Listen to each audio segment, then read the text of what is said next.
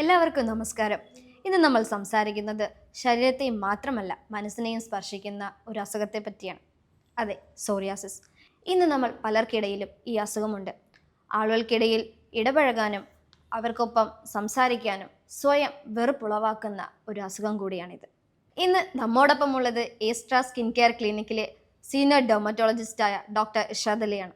Sir, let's welcome to this podcast. Thank you. Doctor, എന്താണ് ശരിക്കും psoriasis? ഒന്ന് explain ചെയ്യാവോ? ഈ സോറിയാസ് എന്നുള്ളത് chronic inflammatory autoimmune skin കണ്ടീഷനാണ്. അതിൽ സംഭവിക്കുന്നത് എന്താണെന്ന് വെച്ചാൽ നമ്മുടെ ശരീരത്തിൻ്റെ പ്രതിരോധ സംവിധാനം നമ്മുടെ സ്കിന്നിനെ തന്നെ ആക്രമിക്കുന്ന ഒരു സംഭവം ഉണ്ടാവുകയാണ്. അതുകൊണ്ട് തന്നെ നമ്മുടെ സ്കിന്നിൻ്റെ നോർമൽ ടേൺ ഓവർ ടൈം, അതായത് ഉൽപ്പാദിപ്പിക്കുന്ന ടൈം ഏകദേശം 30 ദിവസമൊക്കെ എടുക്കും. സോറിയാസിൽ സംഭവിക്കുന്നത് സ്കിന്നിൻ്റെ ടേൺ ഓവർ ടൈം വളരെ കുറയുകയാണ്. അത് 3 to 7 ഡേയ്സിനുള്ളിൽ തന്നെ ടേൺ ഓവർ സംഭവിക്കുകയാണ്. അതുകൊണ്ട് നമ്മുടെ സ്കിൻ അവിടെ റെഡ് കട്ടിയുള്ള ഭാഗമാണ്.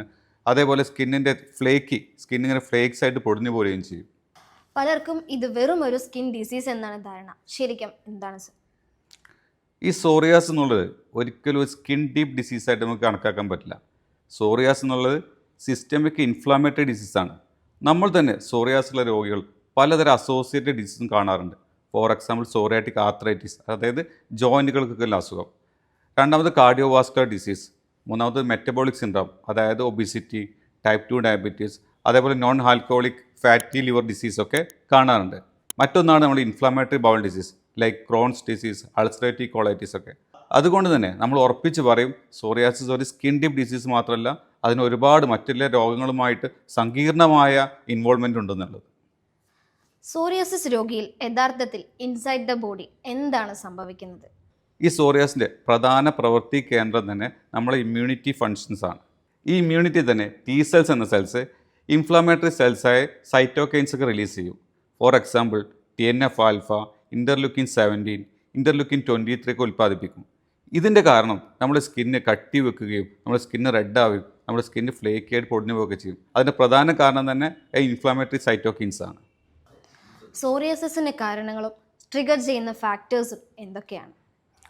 സോറിയാസിൻ്റെ പ്രധാന കാരണം ഞാൻ ചോദിച്ചാൽ ഞാൻ നേരത്തെ പറഞ്ഞത് ഒന്ന് ജനറ്റിക് ഫാക്ടേഴ്സാണ്, രണ്ടാമത്തെ ഇമ്മ്യൂൺ ഡിസ്ഫങ്ഷനാണ്, മൂന്നാമത്തത് ട്രിഗറിങ് ഫാക്ടേഴ്സാണ്. സോറിയാസിന് ഒരിക്കലും ഒരു ഫാക്ടർ ഉണ്ടെന്ന് പറയാൻ പറ്റില്ല. ഇനി ട്രിഗറിങ് ഫാക്ടേഴ്സിനെ പറയുകയാണെങ്കിൽ നമ്മൾ ഒബിസിറ്റി, സ്മോക്കിംഗ്, ആൽക്കഹോളിസം, അതേപോലെ തന്നെ നമ്മൾ വർക്കൗട്ട്സ്, അതായത് എക്സസൈസ് ഒന്നും ഇല്ലാത്തൊരവസ്ഥ, സ്ലീപ്പിംഗ് ഡിസ്റ്റർബൻസ്, സ്ട്രെസ്സ്, ചില ഇൻഫെക്ഷൻസ് ഒക്കെ വന്നു കഴിഞ്ഞാൽ, അതേപോലെ സ്കിന്നിൻ്റെ ഇഞ്ചുറി, ഇതൊക്കെ സോറിയാസിൻ്റെ ട്രിഗറിങ് ഫാക്ടേഴ്സായിട്ട് നമുക്ക് കണക്കാക്കാൻ പറ്റും. ഈ ട്രിഗറിങ് ഫാക്ടേഴ്സും ഈ മറ്റെല്ലാം നമ്മുടെ ജനറ്റിക് ഫാക്ടേഴ്സും ഇമ്മ്യൂൺ ഡിസ്ഫങ്ഷൻസും എല്ലാം ഒത്തുചേർന്ന് കഴിഞ്ഞാലാണ് സോറിയാസ് ശരീരത്തിൽ കാണാറുള്ളത്. ജീവിതശൈലിയും ഭക്ഷണക്രമങ്ങളും സോറിയാസിസിനെ എങ്ങനെ അഫക്റ്റ് ചെയ്യുന്നു? വളരെ ഇമ്പോർട്ടൻ്റ് ആയിട്ടുള്ള ക്വസ്റ്റ്യനാണ്. ഞാൻ നേരത്തെ പറഞ്ഞ പോലെ തന്നെ സോറിയാസിസ് സിസ്റ്റമിക് ഇൻഫ്ലമേറ്ററി ഡിസീസാണ്. അതായത് നമ്മുടെ ശരീരത്തിൽ ഇൻഫ്ലമേഷൻ ഉണ്ടാക്കുന്ന ഏതൊരവസ്ഥയും സോറിയാസ് വർദ്ധിപ്പിക്കും. അതേപോലെ തന്നെ ഇൻഫ്ലമേഷൻ കുറക്കുന്ന അവസ്ഥകൾ സോറിയാസ് കുറയ്ക്കുകയും ചെയ്യും. ഇൻഫ്ലമേഷൻ കൂട്ടുന്ന സംഗതികൾ എന്തൊക്കെയാണെന്ന് വെച്ചാൽ നമ്മൾ എക്സസൈസ് ഇല്ലായ്മ, ഹൈലി പ്രോസസ്ഡ് ഫുഡ് കഴിക്കുക, അതേപോലെ ഹൈലി ഷുഗറി ഫുഡ് കഴിക്കുക, നമ്മൾ അതേപോലെ തന്നെ സിഡൻഡറി ലൈഫ് സ്റ്റൈൽ, ഞാൻ നേരത്തെ പറഞ്ഞ എക്സസൈസ് ഇല്ലായ്മ എന്ന് പറഞ്ഞു. പിന്നെ നമ്മൾ ഒബിസിറ്റി ഉണ്ടാവുക, smoking, alcoholism, sleep disturbance, anxiety, stress, ഇതൊക്കെ സോറിയാസ് നമ്മുടെ ശരീരത്തിൽ ഇൻഫ്ലമേഷൻ ഉണ്ടാക്കുകയും സോറിയാസ് വർദ്ധിപ്പിക്കുന്ന കാര്യമാണ്. അതേപോലെ തന്നെ നേരെ മറിച്ചാണ് നല്ല വർക്കൗട്ട് ചെയ്യുന്ന, നല്ല ശരീരപ്രകൃതം സൂക്ഷിക്കുന്ന ഒരാൾ, നല്ല ബാലൻസ്ഡ് ഡയറ്റ്, ഹെൽത്തി ആയിട്ടുള്ള diet, mainly animal proteins, animal ഫുഡൊക്കെ കുറക്കുന്ന ആൾ, പ്ലാന്റ് ബേസ്ഡ് ഫുഡാണ് സോറിയാസിന് ഒന്നുകൂടി നല്ലത്. അല്ല, സ്ട്രെസ്സ് മെയിൻറ്റെയിൻ ചെയ്യുന്ന ആൾ, നല്ല സ്ലീപ്പ് നല്ല റെഗുലറായിട്ടുള്ള ആൾക്കാർ, അതിൽ ഒബിസിറ്റി വരാതെ നോക്കുന്ന ആൾക്കാർ, അതേപോലെ അവർക്ക് കൊളസ്ട്രോൾ, മറ്റുള്ള ലൈഫ് സ്റ്റൈൽ ഡിസീസ് വരാൻ നോക്കാത്ത ആൾക്കാർ, അവർക്ക് സോറിയാസിന് വളരെ നന്നായിട്ട് പെർഫോം ചെയ്യുന്നത് നമുക്ക് കാണാൻ പറ്റും. അതുകൊണ്ട് തന്നെ ഞാൻ പറയും ഫുഡ് മാത്രമല്ല സോറിയാസിന് കാരണം. ഈ സോറിയാസിന് ഫുഡ് ഒരു ഇമ്പോർട്ടൻ്റ് ആയിട്ടുള്ള ഫാക്ടർ മാത്രമാണ്. സോറിയാസിസ് എല്ലാവരിലും ഒരേപോലെയാണോ കാണുന്നത്? ഒരിക്കലുമല്ല. വളരെ വളരെ ഡൈവേഴ്സിഫൈഡ് ആയിട്ടുള്ള ഫീച്ചേഴ്സ് സോറിയാസിസ് കാണിക്കാറുണ്ട്. നമ്മുടെ തന്നെ രോഗികൾ തന്നെ നമ്മൾ പല ടൈപ്സ് സോറിയാസും കാണാറുണ്ട്. സോറിയാസിസ് ക്ലാസിക്കലി പല ടൈപ്പായി ഡിവൈഡ് ചെയ്യും. അതിൽ പ്രധാനപ്പെട്ട ഒന്നാണ് ക്രോണിക് പ്ലാക്ക് സോറിയാസ് എന്ന് പറയും, അതായത് സോറിയാസിസ് വൾഗാരിസ് എന്ന് പറയും. രണ്ടാമത് സ്കാൽപ്പ് സോറിയാസ്, നമ്മൾ തലയിൽ ഇൻവോൾവ് ചെയ്തതിന് സ്കാൽപ്പ് സോറിയാസ് എന്ന് പറയും. പിന്നെ വന്നത് നമ്മൾ ഗട്ടേജ് സോറിയാസ് എന്ന് പറയും. നമ്മൾ മഴത്തുള്ളി പോലെ നമ്മുടെ മേലെ ഒരുപാട് കുത്തുകൾ പുള്ളിയായിട്ട് അത് കട്ടിയുള്ള തൊലിയായിട്ട് വരും, അതിന് ഗട്ടേജ് സോറിയാസ് എന്ന് പറയും. പിന്നെ ഇൻവേഴ്സ് സോറിയാസും പറയും. അത് നമ്മുടെ ശരീരത്തിൻ്റെ മടക്കുകൾ ഫോൾഡുകളിലൊക്കെയാണ് ഇൻവേഴ്സ് സോറിയാസ് കാണുക. പിന്നെ നമുക്ക് പസ്റ്റുലാർ സോറിയാസ് എന്ന വെറൈറ്റി ഉണ്ട്. അതായത് പഴുപ്പ് എന്ന് പറഞ്ഞ കുരുക്കളായിരിക്കും പസ്റ്റുലാർ സോറിയാസിനായിരിക്കുക. അത് മറ്റൊന്നാണ് നെയിൽ സോറിയാസ്, നമ്മൾ നഖങ്ങളെ ബാധിക്കും. വേറൊന്ന് പാമോ പ്ലാന്റർ സോറിയാസ് എന്ന് പറയും. അതായത് നമ്മൾ കയ്യിനെയും കാലിനെയായിരിക്കും അത് ബാധിക്കുക. വേറൊന്ന് എരിത്രോഡെർമിക് സോറിയാസ് ആയിരിക്കും. ഈ എരിത്രോഡെർമിക് സോറിയാസ് ഏകദേശം നമ്മുടെ ശരീരത്തിനെ തന്നെ നോക്കുകയാണെങ്കിൽ ഏകദേശം മോർ ദാൻ 90% ഇൻവോൾവ് ചെയ്തിട്ടുണ്ടായിരിക്കും. ഒരു സിവിയർ സ്റ്റേജ് ഓഫ് സോറിയാസ് ആണ് എരിത്രോഡെർമിക് സോറിയാസ്. അതുകൊണ്ട് തന്നെ സോറിയാസ് ഞാൻ പറഞ്ഞു, സോറിയാസ് ഒരുപാട് വെറൈറ്റി ഓഫ് മാനിഫെസ്റ്റേഷൻ കാണിക്കുന്നതാണ്. വളരെ ശ്രദ്ധിച്ച ക്ലിനീഷ്യൻ നോക്കി ഡയഗ്നോസ് ചെയ്യേണ്ട കാര്യമാണ് സോറിയാസ് എന്നുള്ളത്. സോറിയാസിന് ഇന്ന് ലഭ്യമായ ചികിത്സകൾ എന്തൊക്കെയാണ്? സോറിയാസിസിന് ഞാൻ ട്രീറ്റ് ചെയ്യുമ്പോൾ പൊതുവേ അതിൻ്റെ ക്ലിനിക്കൽ സിവിയറിറ്റി നോക്കിയിട്ടാണ് ചികിത്സിക്കാറുള്ളത്. മൈൽഡ് സോറിയാസ് ആയിട്ടാണ് മിക്ക ആളുകളും വരാറുള്ളത്. അവർക്ക് ഒരുപാട് വലിയ ട്രീറ്റ്മെൻ്റ് ഒന്നും ആവശ്യമില്ല. അവർക്ക് നമ്മൾ കൊടുക്കുന്നത് ടോപ്പിക്കൽ, പുറമേ അപ്ലൈ ചെയ്യാൻ മോയ്സ്ചറൈസർ കൊടുക്കും, സ്റ്റിറോയിഡ് അടങ്ങിയ ലേപനങ്ങൾ കൊടുക്കും, അതേപോലെ വൈറ്റമിൻ ഡി അനലോഗ്സ് ക്രീംസ്, കാൽസിപെട്രോൾ പോലെയുള്ള ക്രീമുകളും കൊടുക്കാറുണ്ട്. ഇനി കുറച്ച് മോഡറേറ്റ് സിവിയറിറ്റി ഉള്ള ആളുകൾക്ക് നമ്മൾ ഈ പറഞ്ഞ പോലെ തന്നെ മൈൽഡിൽ കൊടുക്കുന്ന പുരട്ടാൻ തേക്കുന്ന പുരട്ടാനുള്ള ക്രീംസൊക്കെ കൊടുക്കും. അതേപോലെ തന്നെ അവർക്ക് നമ്മൾ ചിലപ്പോൾ പ്ലസ് ഓർ മൈനസ് അവർക്ക് ഫോട്ടോതെറാപ്പിയും കൂടി ചിലപ്പോൾ ആഡ് ചെയ്യും. ഇനി സിവിയർ ആയിട്ട് സോറിയാസ് വരുന്ന ആളുകൾക്ക് നമുക്ക് എന്തായാലും അവർക്ക് ഓറൽ മെഡിസിൻസ് നമ്മൾ സ്റ്റാർട്ട് ചെയ്തതിനെ പറ്റി ആലോചിക്കും. അതിൽപ്പെട്ട മരുന്നുകളാണ് മീഥോട്രിക്സേറ്റ്, സൈക്ലോസ്പോറിൻ, അപ്രിവിലാസ്റ്റ്. ഇത്തരം മരുന്നുകൾ കൊടുക്കുന്നതിനെ പറ്റി നമ്മൾ കൺസിഡർ ചെയ്യാറുണ്ട്. ഇന്നത്തെ തലമുറയിൽ, അതായത് സയൻസ് അത്രയും അഡ്വാൻസ്ഡ് ആയിട്ടുള്ള ഈ തലമുറയിൽ വളരെ പ്രയോജനമായ ഒരു ട്രീറ്റ്മെൻറ്റാണ് ബയോളജിക്കൽസ് എന്നുള്ളത്. Latest advances in psoriasis treatment എന്തൊക്കെയാണ്? സോറിയാസിസ് ഇന്ന് മെഡിക്കൽ സയൻസിൽ വളരെ വിപ്ലവകരമായ ട്രീറ്റ്മെൻറ്റുകൾ വന്നുകൊടുക്കുന്ന ഒരു മേഖലയാണ്. ഇതിൽ ഏറ്റവും advance revolutionary change of treatment എന്ന് പറയുന്നത് ബയോളജിക്കൽസ് എന്ന വെറൈറ്റിയാണ്. പണ്ടൊക്കെ സോറിയാസിസിനെ നമ്മളെ സപ്രസ് ചെയ്ത് നിർത്തുക, അതിനെ കൺട്രോൾ ചെയ്ത് നിർത്തുക എന്ന കൺസെപ്റ്റ് ആയിരുന്നു. ഇന്ന് ആ കൺസെപ്റ്റ് ആകെ മാറി. ഇന്നത്തെ കൺസെപ്റ്റ് പേഷ്യൻറ്റിന് വളരെ ക്വാളിറ്റി ഓഫ് ലൈഫ് കൊടുക്കുക, അവർക്ക് നിയർ നോർമൽ സ്കിൻ അല്ലെങ്കിൽ ക്രിസ്റ്റൽ ക്ലിയർ സ്കിൻ കൊടുക്കുക എന്നുള്ള ലക്ഷ്യം തന്നെയാണുള്ളത്. അതിന് ഏറ്റവും ഉപകാരപ്രദമായ ഒരു മെഡിസിനാണ് ബയോളജിക്കൽ എന്നത്. ഞാൻ നേരത്തെ പറഞ്ഞില്ല, സോറിയാസിൽ ഒരുപാട് ഇൻഫ്ലാമേറ്ററി സെൽസുകൾ, ഇൻഫ്ലാമേറ്ററി കെമിക്കൽസ് ഉണ്ട്. Like TNF alpha, interleukin 17, interleukin 23 എന്നൊക്കെ. ഇതിന് ഓരോ സ്പെസിഫിക് ആയിട്ടുള്ള ഇൻഫ്ലാമേറ്ററി പാത്വേസിന് ബ്ലോക്ക് ചെയ്യാനുള്ള ഓരോ ബയോളജിക്കൽ മോളിക്യൂൾസ് ഉണ്ട്. ഇനി ഞാൻ നേരത്തെ പറഞ്ഞ എക്സാമ്പിൾ പറയാം. ഈ ട്യൂമർ TNF ആൽഫനെ ബ്ലോക്ക് ചെയ്യുന്ന ഇൻഫ്ലിക്സിമാബ്, അഡാലിമുമാബ്, എറ്റനസെപ്റ്റ് എന്ന മരുന്നുകളുണ്ട്. ഈ ഇൻ്റർലൂക്കിൻ 17 ബ്ലോക്ക് ചെയ്യാൻ സെക്യുക്കിനബാം ഉണ്ട്, ഇറ്റെക്സിമാബ് ഉണ്ട്. അതേപോലെ തന്നെ നമ്മൾ ഇൻ്റർലൂക്കിൻ 23 ബ്ലോക്ക് ചെയ്യാൻ ടിൽഡക്സിമാബ് എന്ന് പറഞ്ഞ പുതിയ മോളിക്യൂൾസ് ഉണ്ട്. വളരെ ഹെൽപ്ഫുൾ ആയിട്ടുള്ള മോളിക്യൂൾസ് ആണിത്. ഇനി ഇത് തന്നെ എന്താണ് ചെയ്യുന്നത് വെച്ചാൽ, ഞാൻ വേറെ എക്സാമ്പിൾ പറയുകയാണെങ്കിൽ ഒരു ബിൽഡിംഗ് നമ്മൾ സങ്കല്പിക്കുക.